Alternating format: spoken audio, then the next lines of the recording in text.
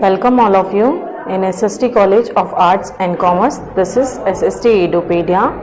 I'm Shagun Tiwari. So today we'll start with the software engineering subject and process models part 1. Okay. So first we'll discuss what a process contains, means how many activities, what are the frames and what are the number of activities which are going to happen in case of the process during the building any project. Okay, so in any process there are 5 steps, which is nothing but communications, planning, modeling, constructions and deployment. These are nothing but the main activities during any process model. Okay, so we frame these in a umbrella activities. So for the umbrella activities there are few steps, just like software project tracking and control, risk management, formal technical reviews, software configuration management and reusability management. These are nothing but the umbrella activities regarding the projects. So after that, if we form a framework of processes, then it's divided into 2 frames. First one is common process framework.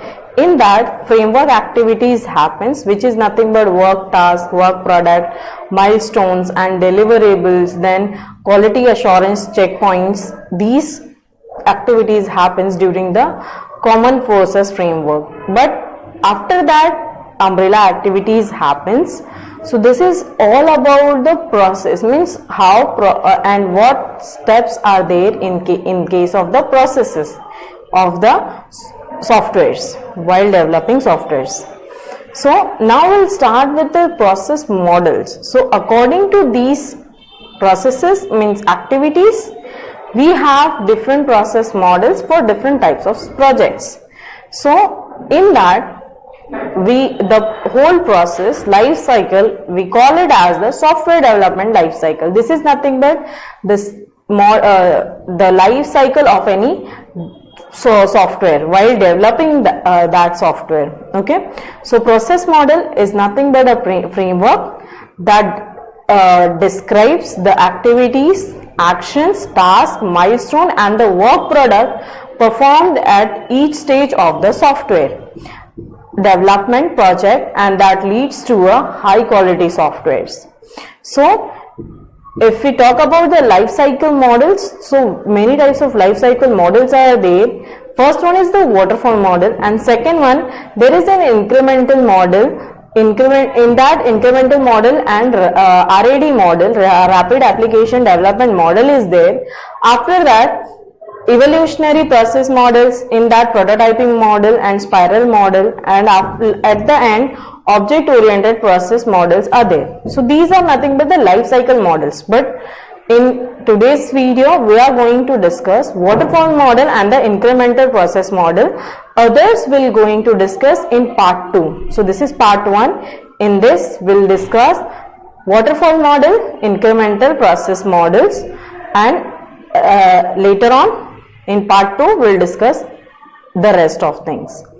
Okay, so first one is the waterfall model. So in the case of waterfall models, communications is the first step, in which project initiation or the requirement gathering happens. Means if any customer comes to the project manager, so their project manager takes all the important points from them, all the requirements of the customer, and note it down. Okay, so other is nothing but the planning, in which estimating, scheduling and tracking happens. After that modeling is there, in this analysis and design of the project happens. After that construction, so in construction step, coding and testing is done for the specific project. After that deployment, so here in case of deployment, delivery, support and feedback is happening. After that, if we talk about project waterfall model, so in case of project initialization and requirement gathering step, what we ask some questions, we ask few questions to the customers. What are these questions? So it's nothing but what is the problem to solve, what does customer need and want, interaction between the software engineer and customer happens, and identify and document the system requirements and generate user manual and the test plans. In case of planning, prioritize the requirement, means on what priority basis those requirement has to be solved, and plan the process. In case of analysis and design, how is the process is to be solved, high level design, determine component modules and transitions to detailed design, detailed functionality of the component module happens.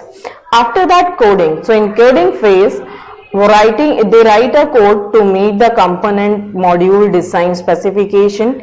Individual test modules is in isolations and integration of the components modules into the subsystem. So integration of the subsystem into the final programs. So these things happens during the coding and testing.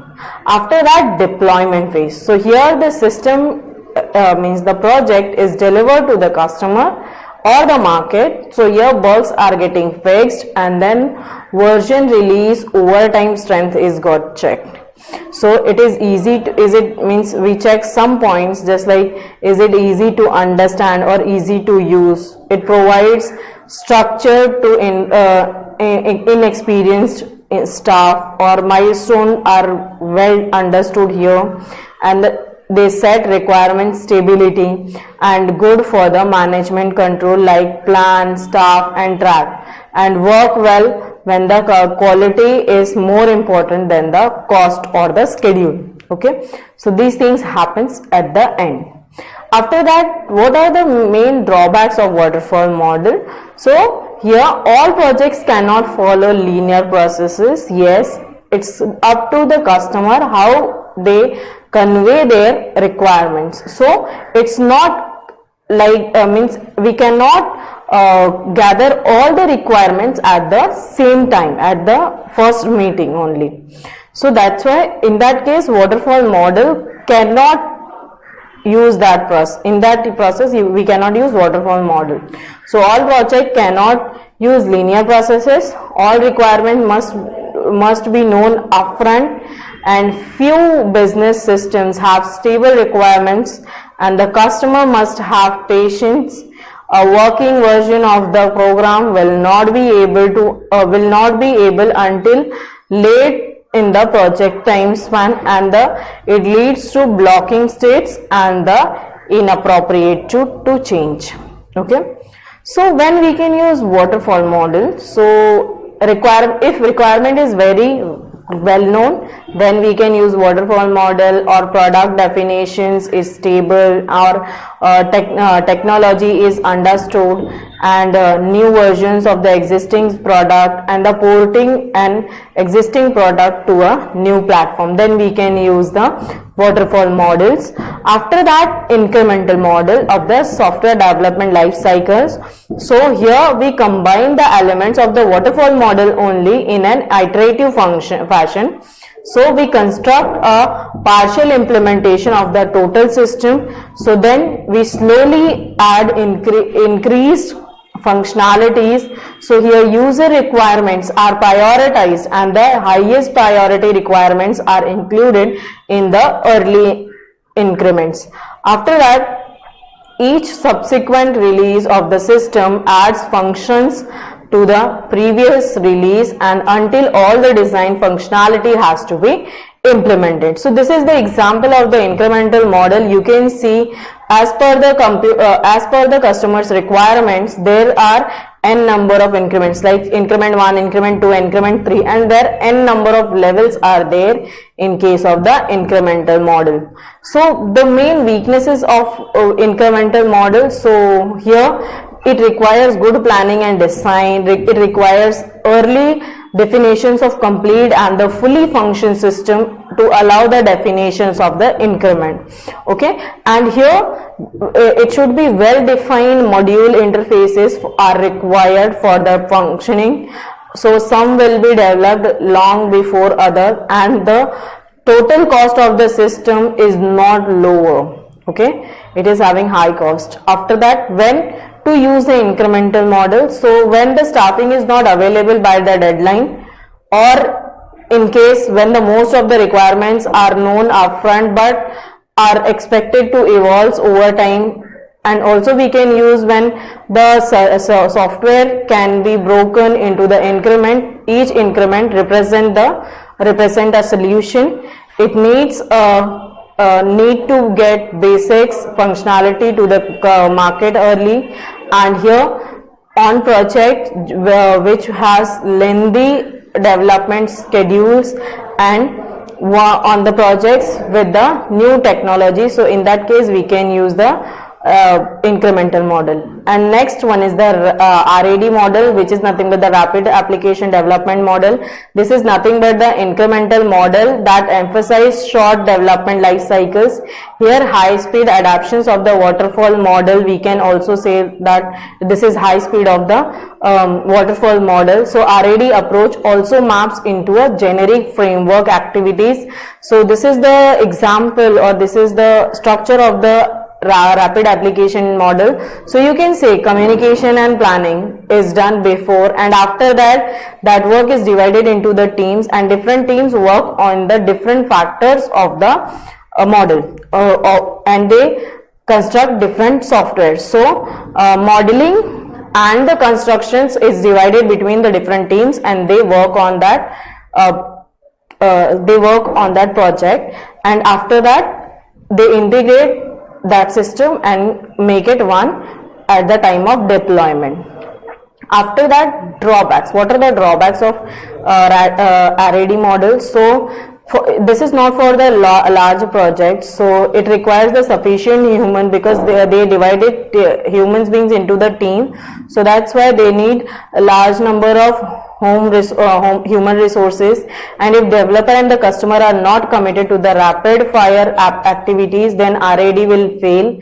And if the system cannot be modularized, or the building of the components is problematic, then we cannot use RAD model.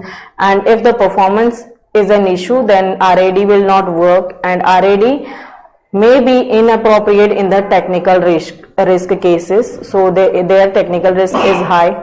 After that, when we can use the RAD model? So reasonably well known requirements, user involved throughout the life cycles, and when projects can be time indexed, and where the functionality is delivered in increments, and the high performance is not required, then we can use RAD model. Or low technical risk, and in case of the system can be modularized. So here we can use the RAD models where it will be suitable. Thank you.